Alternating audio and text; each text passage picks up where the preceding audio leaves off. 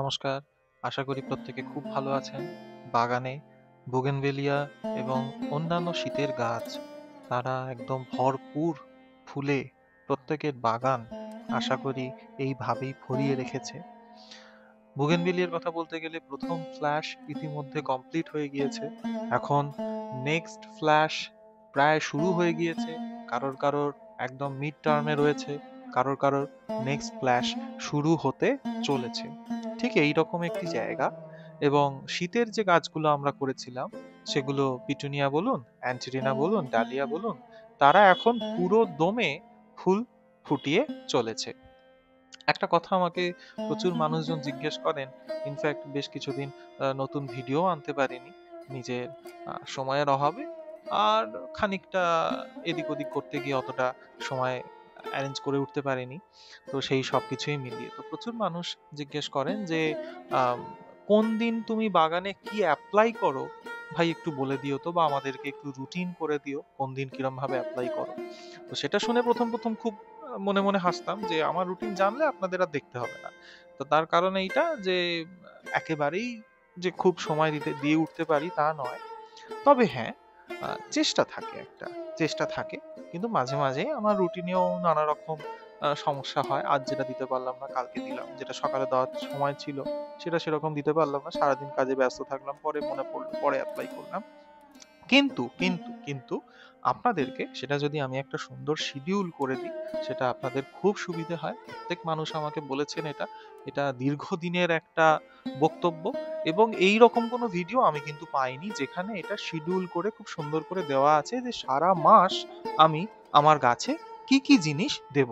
আসুন প্রথমে একটু তালিকাটা দেখে নেওয়া যাক যে কি কি জিনিস আমার হাতে আছে, তারপর কবে কি দেব দেখছি। তাহলে গাছের খাবার বা ফার্টিলাইজারের কথা যদি আমরা বলতে চাই, তো মূলত দু রকমের ফার্টিলাইজার আমরা ইউজ করি। এবার দু রকম বলতে কি রকম, একটা হচ্ছে ওয়াটার সলিউবল আর একটা হচ্ছে ডাইরেক্ট সয়েল। এবার ডাইরেক্ট সয়েলে আমি যে ফার্টিলাইজারটা দিচ্ছি সেই ফার্টিলাইজারের মধ্যে, এবার আপনারা সয়েলে মাটিতে ডাইরেক্ট কোন ফার্টিলাইজার চার্জ করেন? না, মিক্স ফার্টিলাইজার। সবাই জানি আমার মিক্স ফার্টিলাইজারের ভিডিও সবাই দেখেছেন।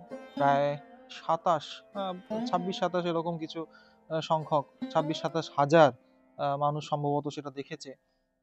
তো সেটা প্রচুর মানুষ তার থেকে উপকৃত হয়েছে। তো সেই মিক্স ফার্টিলাইজার আমরা সয়েলে দিই বা আমি নিজে গাছে সেটা ব্যবহার করি।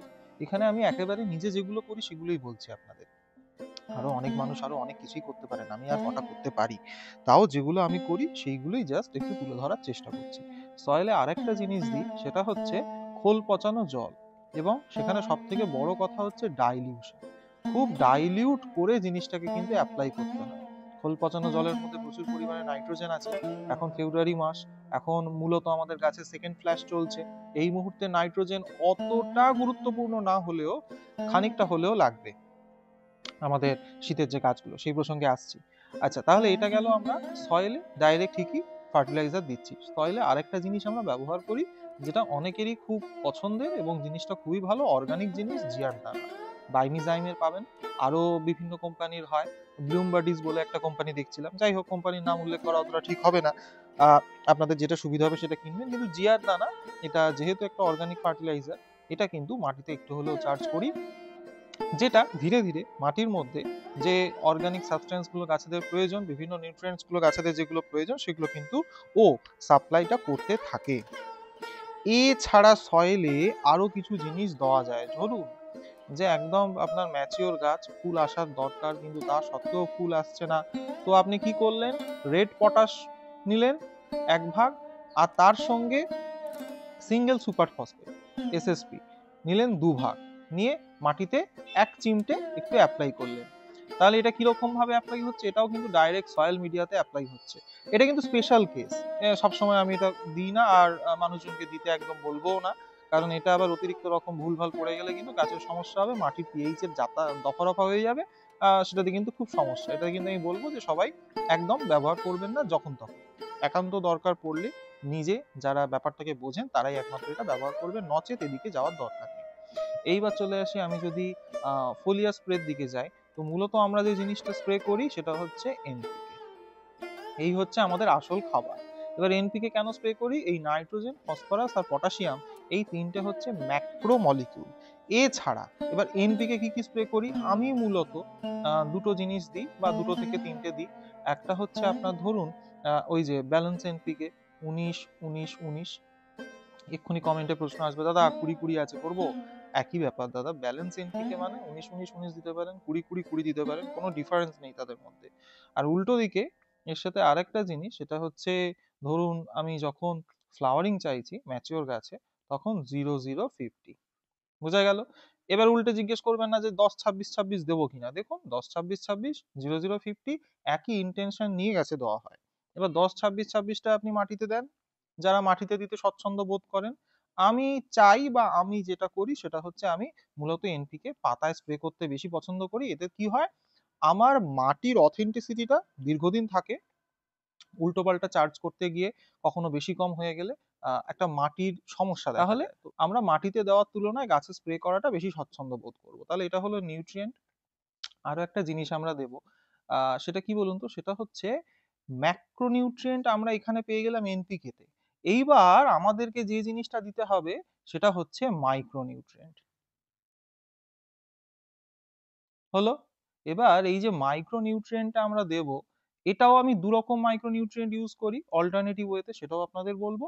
আচ্ছা, এরপরে আরেকটা জিনিস লাস্ট পড়ে থাকে, সেটা হচ্ছে ধরুন এই সব কিছু দিলেন কিন্তু এগুলো গাছ প্রপারলি খেতে পাচ্ছে কিনা সেটা দেখার জন্য আপনাকে একটা জিনিস দিতে হবে, সেটা হচ্ছে সিউইড এক্সট্রাক্ট। এবার সিউইড এক্সট্রাক্টও মূলত একটা কি দুটো দেওয়া যায়, তো সেটা আপনি ব্যবহার করলেন। আর এর পরেও আরো একটা জিনিস যেদিকে আমাদের নজর দিতেই হয়, কিছু মানে আহ, চাই বা না চাই, সেটা হচ্ছে সবকিছুর পরেও আমাদের কিন্তু পেস্টিসাইড দিতে হয়। এবার পেস্টিসাইড অ্যাপ্লাই করতে হবে, তার সঙ্গে আমাদের দিতে হবে ফাঙ্গিসাইড। তাহলে এই হচ্ছে আমার টোটাল জিনিস, এই হচ্ছে আমার টোটাল সিলেবাস। আমি যেটা হাতের কাছে রাখবো বা অধিকাংশ মানুষ যেটা বাগানের জন্য রাখেন। এবার অনেকে বলবেন যে এত কিছু লাগবে। একদমই লাগবে না। আমি এই জিনিস কি ভাবছেন, আমি কি প্রথম দিন থেকে এত কিছু নিয়ে মাঠে নেমেছিলাম নাকি? একেবারেই না। একটা দুটো জিনিস নিয়ে কাজ শুরু করেছিলাম, পরে প্রয়োজন অনুযায়ী যখন দেখছি যেটা প্রয়োজন পড়ছে তখন সেটা আমি কেনা শুরু করেছি। তো সব মিলিয়ে আজ বছর খানেক হয়ে গেল। তো এই কয়েক বছরের মধ্যে মোটামুটি এই সব জিনিসগুলো আমার সংগ্রহে রয়েছে। কিন্তু যারা আজকে কাজ শুরু করছেন, বাগান শুরু করছেন, তারা ভাববেন না যে এই সব কিছু আমাকে কিনে বসে থাকতে হবে। একেবারেই না, খুব ভুল ধারণা। প্রয়োজন অনুযায়ী কিনবেন। খুব এসেনশিয়াল কিছু জিনিস হয় সেগুলো আমাদের ইমিডিয়েট কিনতে হয়, তাছাড়া বাকি এখানে আমরা এবার প্রথমে শুরু করব। কিন্তু ধরুন আপনি মাসে 4টে সপ্তাহ পাচ্ছেন, 1 নম্বর সপ্তাহ, 2 নম্বর সপ্তাহ, 3 নম্বর সপ্তাহ, 4 নম্বর সপ্তাহ। আমি একদম শিডিউল বানিয়ে দিচ্ছি। যারা একটু সিরিয়াসলি এগুলো করতে চাইবেন পারেন এটা করতে।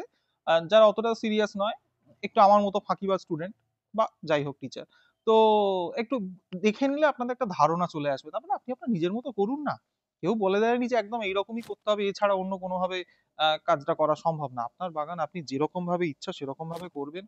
আহ, সোজা কথা হচ্ছে, সব থেকে বড় কথা, এটা আপনার অফিস না, এটা আপনার একটা রিল্যাক্সের জায়গা, ভালো লাগার জায়গা।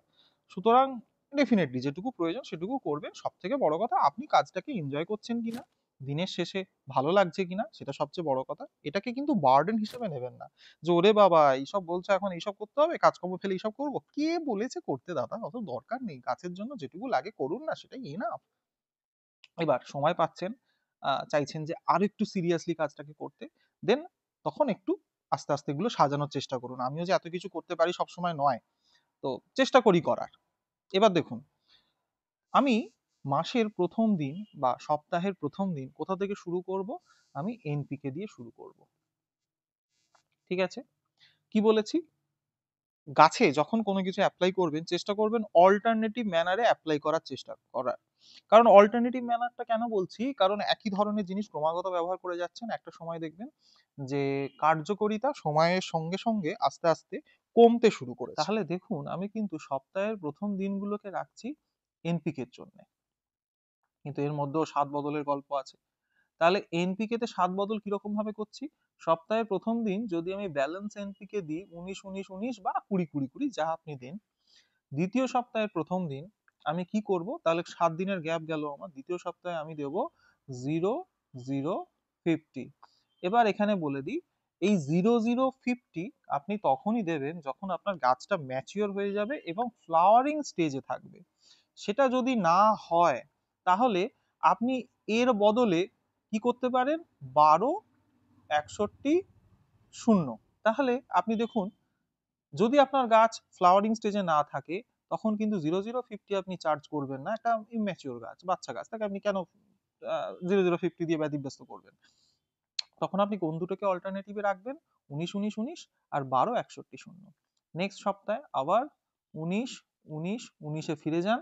তারপরের সপ্তাহে যেটা ইচ্ছা, আপনার যদি ম্যাচিওর স্টেজে গাছ থাকে তাহলে 0050, যদি ম্যাচিওর স্টেজে গাছ না থাকে তাহলে হচ্ছে 12 61 0। বুঝাতে পারলাম? এই পর্যন্ত আশা করি কারোর কোনো সমস্যা নেই। তাহলে দেখুন, আপনার বেসিক জায়গাটা কিন্তু হয়ে গেল। বেসিক জায়গা কি? আমাদের গাছের মূল খাবার যেটা, সেটা হচ্ছে ম্যাক্রোনিউট্রিয়েন্ট। ম্যাক্রোনিউট্রিয়েন্ট আমরা কিন্তু দিয়ে ফেলেছি। তো এটা একটা খুব বড় ব্যাপার হলো। একটু দাঁড়ান, ঠিক সোমবার যখন আমরা ম্যাক্রোনিউট্রিয়েন্ট দিয়ে দেব, ঠিক তার কটা দিন পরে মঙ্গলবারটা ছেড়ে দিন, বুধবারটা ছেড়ে দিন, ঠিক বৃহস্পতিবার, কদিন গ্যাপ গেল, ঠিক 3 দিন পরে যেদিন সকালে চার্জ করলাম সেই দিনটা, তারপরের দিন, তারপরের দিন, তাহলে ঠিক 3 দিন পরে আমরা এবার এমন একটা জিনিস দেব যেটা এই খাবারটাকে ওকে অ্যাবজর্ব করতে হেল্প করবে। এই খাবারটাকে ওকে অ্যাবজর্ব করতে হেল্প করবে। কি ইউজ করব আমরা? মাইক্রোনিউট্রিয়েন্ট। এবার এই যে মাইক্রোনিউট্রিয়েন্ট ইউজ করছি, তাহলে মাইক্রোনিউট্রিয়েন্টের কারণটা কি? এটা যাতে ওর অ্যাবজর্পশন পাওয়ারটাকে বাড়াতে পারে। আপনি মাটিতে বা পাতায় যে খাবারই দিন সেটা যাতে গাছ প্রপারলি অ্যাবজর্ব করে আরো সুন্দরভাবে বেড়ে ওঠে, সেটার জন্য আমরা এটা ইউজ করি। এবার মাইক্রোনিউট্রিয়েন্ট প্রশ্ন হচ্ছে আপনি কি দেবেন। বাজার চলতি অনেক রকমের মাইক্রোনিউট্রিয়েন্ট আছে। আমি মূলত যেটা ব্যবহার করি সেটা আপনাদের বলি। আমি সপ্তাহের একটা সপ্তাহে দিই বায়োভিটা এক্স। বেশ বেশ উপকারী জিনিস। সিউইড এক্সট্র্যাক্ট এর মধ্যে থাকেই, তার সঙ্গে আমি মাইক্রোনিউট্রিয়েন্ট পেয়ে যাচ্ছি। তো দুটোই আমার খুব সুন্দর কাজ হচ্ছে। বায়োভিটা এক্স দেওয়ার সাথে সাথে নেক্সট মান্থ মানে নেক্সট উইক যেদিন, হ্যাঁ নেক্সট উইকে আপনি একটা জিনিস করতে পারেন। যদি আপনার গাছগুলো একটু হার্ডি এবং ম্যাচিওর কন্ডিশনে থাকে তাহলে আমি বলবো যে মোবোমিন দিতে পারেন। দিলাম। নেক্সট উইক আবার বায়োভিটা এক্স, তারপরে আবার কিন্তু আমি মোবোমিন দিলাম। এইবার আরো একটা জিনিস বলি, এই মোবোমিন দিলে ডেফিনেটলি এটা একটু স্ট্রং গোছের জিনিস, তো আপনি গাছ বুঝে ব্যবহার করবেন। এটার অল্টারনেটিভ, যদি আপনার ম্যাচিওর গাছ হয় তাহলে চেষ্টা করুন মাসে একবার, এই মাসের শেষ যে বৃহস্পতিবারটা সেদিনটা হয় মিরাকুলান অথবা বুস্টার টু ইউজ করতে। আবারও বলছি, প্রয়োজন অনুযায়ী আপনার ছোটখাটো গাছ, তাকে বুস্টার টু দিয়ে মারার কোনো দরকার নেই। ম্যাচিওর গাছ, মূলত ফল গাছ, মূলত গাছে কুঁড়ি আসার সময় হয়ে গেছে এখনো কুঁড়ি আসেনি, তখন কিন্তু আপনি মিরাকুলান অথবা বুস্টার টু চার্জ করুন। সেটা না হলে পাতি আপনি বায়োভিটা এক্সই মারতে থাকুন। যদি আপনার একটু মানে একটু ঠিকঠাক ম্যাচিওর গাছ হয়, 1-1.5 বছর হয়ে গেছে, তো সেই ক্ষেত্রে আপনি কিন্তু মোমোমিনটা ব্যবহার করতে পারেন। বুঝতে পারলাম আশা করি। তাহলে মাইক্রোনিউট্রিয়েন্টের গল্পটা। এইবার এই পর্যন্ত তো সব ঠিকই ছিল। এইবার একটা জিনিস না দিলেই নয়, সেটা হচ্ছে খাবারের স্বাদ আমরা একটু বদল করে নেব। কিরকম ভাবে খাবারের স্বাদ বদল করছি না, এইবার আমরা কিন্তু খোল জলটা ব্যবহার করব। একদম ডাইলিউটেড খোল জল, মাঝখানে একটা দিন সময় দিলাম, ঠিক তারপরে ডাইলিউটেড খোল জল। ডাইলিউটেড খৈল, এটা আমি সপ্তাহের মানে মাসের দ্বিতীয় সপ্তাহে দিলাম, আবার মাসের চতুর্থ সপ্তাহে আবার ডাইলিউটেড খৈল ব্যবহার করলাম। এবার এই যে ডাইলিউটেড কথাটা আমি বারবার উল্লেখ করছি, তার কারণ হচ্ছে প্রপারলি ডাইলিউশন না করে যদি খোল পচানো জল দেন তাহলে কিন্তু গাছের মৃত্যু অবধারিত। কিরকম ভাবে হবে ব্যাপারটা একটু বুঝিয়ে দিই। ধরুন আপনি 100 গ্রাম মতো খোল নিলেন, 1 লিটার জলে তাকে আপনি ভিজিয়ে রাখলেন। 4-5 দিন পরে জিনিসটা পচে গেল। সেখান থেকে আপনি কি করবেন না, 1 মগ তুলে নিলেন, 1 লিটার থেকে 1 মগ তুলে নিলেন, তুলে নিয়ে একটা বালতিতে মেশালেন। আবার বলছি, যে জায়গায় 1 লিটার জল আপনি পচালেন খোলটা, সেখান থেকে 1 মগ তুলে নিয়ে বালতিতে মেশান। সেই ডাইলিউটেড খোলটা, সেই ডাইলিউটেড খোলের জলটা আপনি অ্যাপ্লাই করুন। এটা সবসময় খেয়াল রাখবেন, ডাইলিউশন না করে অ্যাপ্লাই করলে গাছ যে আরো বেশি বেশি করে খাচ্ছে, আরো বেশি বেশি করে কাজ হবে, ব্যাপারটা একেবারেই না, হিতে বিপরীত হবে। যত ডাইলিউটেড থাকবে গাছের, তত তাড়াতাড়ি সে সেটা অ্যাবজর্ব করতে পারবে এবং কাজেও লাগবে। বোঝা গেল? আচ্ছা, এরপরে একটা জিনিস, সেটা হচ্ছে আমি চেষ্টা করি যাদের, আমাদের ধরুন বুগেনভেলিয়া রয়েছে, আমরা যারা বুগেনভেলিয়া করতে খুব ভালোবাসি, তাদের ক্ষেত্রে এটা খুব জরুরি। সেটা হচ্ছে সপ্তাহে একবার করে, অ্যাটলিস্ট মাসে 2 সপ্তাহ আমি ফাঙ্গিসাইড ব্যবহার করবই। হলো, এখানে একটা ফাঙ্গিসাইড গেল, এখানে একটা ফাঙ্গিসাইড গেল। এইবার এই দুটো ফাঙ্গিসাইডও আলাদা হবে। একটাই আপনি কন্ট্যাক্ট ফাঙ্গিসাইড দিতে পারেন, আর একটা সিস্টেমিক ফাঙ্গিসাইড দিতে পারেন। একদিন আপনি দিলেন ব্লাইটক্স, আরেক দিন আপনি দিলেন ব্যাভিস্টিন। বোঝাতে পারলাম? তাহলে একবার ব্লাইটক্স মারলাম, একবার ব্যাভিস্টিন মারলাম। আচ্ছা, এখানেও বলি, আমারও কিন্তু প্রথম প্রথম এই সুন্দর সুন্দর দামি দামি ফাঙ্গিসাইড ছিল না। আমি ওই কি বলে ওটাকে, সাফ, সাফ দিয়েই কাজ চালাতাম। যদি না থাকে পাতি সাফই ব্যবহার করুন। পরে বিশেষ বিশেষ কিছু গাছের জন্য কোনো কোনো সময় একটু বেকায়দায় পড়েছি, তখন এইসব কিনতে বাধ্য হয়েছি। ঠিক আছে, হাতের কাছে না থাকলে খবরদার এর পেছনে ছুটবেন না।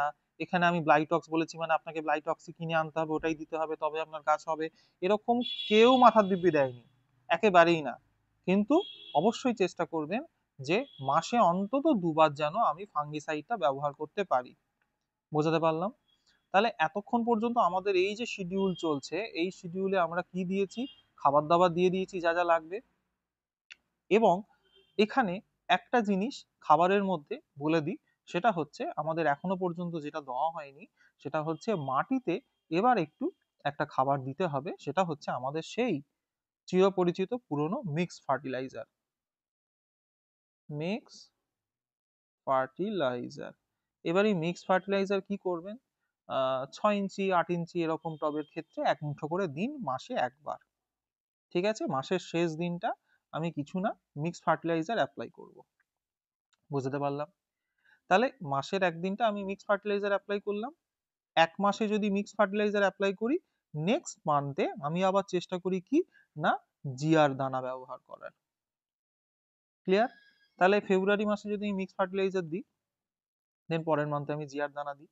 এবার কেউ বলেনি যে একদম এই ডোজই রাখতে হবে, এর থেকে কম বেশি হলে গাছ হবে না বা ভালো হবে না, একেবারেই না। আমি এইভাবে করি। এবার যে যার গাছকে যেরকম ভাবে করবেন, যেরকম ভাবে সওয়াবেন, ও সেরকম ভাবেই সইবে, সেরকম ভাবেই ও অভ্যস্ত হয়ে উঠবে। সুতরাং এরকম কোনো হার্ড এন্ড ফাস্ট রুল নেই, কিন্তু আমি একটা ধারণা আপনাদের মধ্যে দেওয়ার চেষ্টা করছি যে এইভাবে ব্যাপারটা আমি আমি নিজে করে থাকি। আচ্ছা, এইবার আসা যাক পেস্টিসাইডের গল্পে। মাইটস এর আক্রমণ হতে শুরু করেছে। আম, ওই যে মিলিবাগ, সেও আসতে শুরু করে দিয়েছে। তো এই যে ব্যাপারগুলো এবার হতে থাকবে, এই ঠান্ডা থেকে আস্তে আস্তে গরমের দিকে আমরা শিফট করছি, আর এই সময় এগুলো একদম তেড়ে ফুঁড়ে আক্রমণ করে। অবধারিত এই জিনিস হবেই। এবার সেক্ষেত্রে আপনাদের কি করণীয় থাকে, দেখুন, যতক্ষণ পর্যন্ত কোনো কিছু আক্রমণ করেনি, আপনার বাগান একদম ঠিকঠাক রয়েছে, সেই সময়ে আপনি চেষ্টা করবেন যে সপ্তাহের দ্বিতীয় দিনে একটু করে নিম অয়েল দেওয়ার। নিম অয়েল স্প্রে করলেন সপ্তাহের দ্বিতীয় দিনে, নিম অয়েল স্প্রে করলেন প্রত্যেক উইকে। ক্লিয়ার? এটাতে কি হয় দেখুন, পোকা ধরে গেল তারপরেই নিম অয়েল মেরে কোনো লাভ নেই। তারপরে ও কিন্তু কিছু করতে পারবে না।